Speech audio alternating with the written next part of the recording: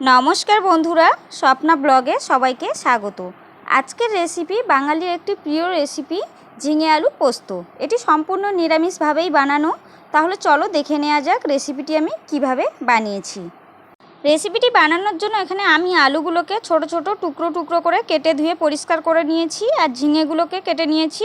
झिंगेगुलो एकटू बड़ो साइजे रेखेছি कारण झिंगेगुलो एमनितेई गले जाए सेटा जानो। तो झिंगेगुलो आमी धुए परिष्कार करे जल झरिए निয়েছি। এখন আমি রেসিপিটি শুরু করব। গ্যাসটা জ্বালিয়ে আমি একটা কড়াই বসিয়ে দিয়েছি। কড়াই গরম করে পরিমাণ মতো আমি তেল দিয়ে দিয়েছি, সরষের তেল। তেলটা গরম হয়ে গেছে, একটা শুকনো লঙ্কা আর কালো জিরে ফোড়নে দিয়ে দিলাম। দিয়ে একটু নাড়াচাড়া করে নেব। তো নাড়াচাড়া করে নিয়েছি, সুন্দর একটা গন্ধ বেরিয়ে গেছে কালো জিরে থেকে। এখন আমি দিয়ে দেব আলুটা। আলুটা আমি একটু নুন হলুদ দিয়ে হালকা করে লাল লাল করে আগে ভেজে নেব।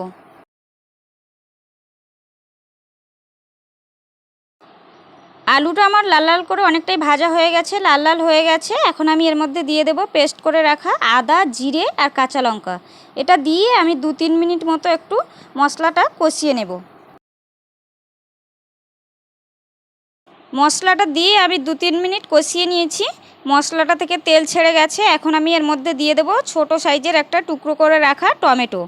टमेटोटा दिए आमी 2-1 मिनट मतो एकटू नाड़ाचाड़ा करे नेब।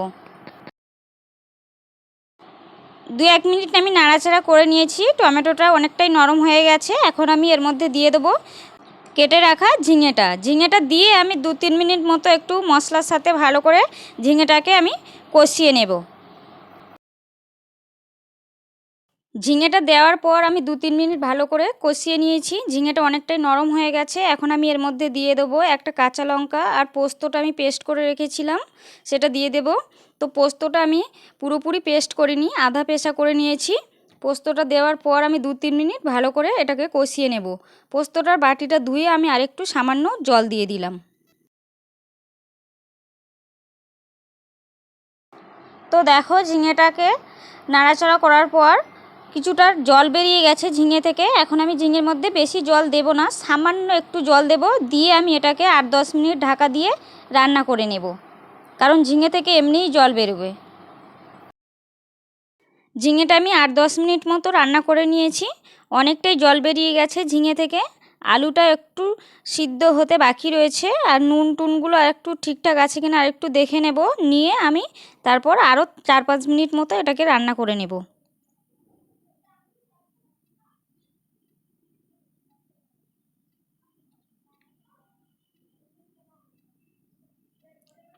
তো নুনটা একটু সামান্য কম ছিল, সেই জন্য নুনটা আমি আরেকটু দিয়ে দিলাম। দিয়ে এখন আমি আরও 2-3 মিনিট এটা ঢাকা দিয়ে দেবো।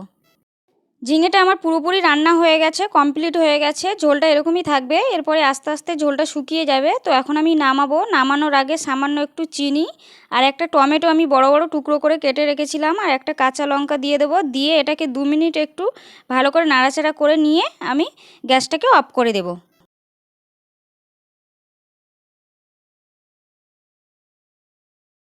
রেডি হয়ে গেছে আমার গরম গরম ঝিঙে আলু পোস্ত। আজকের ভিডিওটি এই পর্যন্ত। রেসিপিটি ভালো লাগলে অবশ্যই লাইক কমেন্ট শেয়ার করতে ভুলো না। আর দেখা হচ্ছে পরবর্তী ভিডিওতে। সবাই ভালো থেকো, সুস্থ থেকো।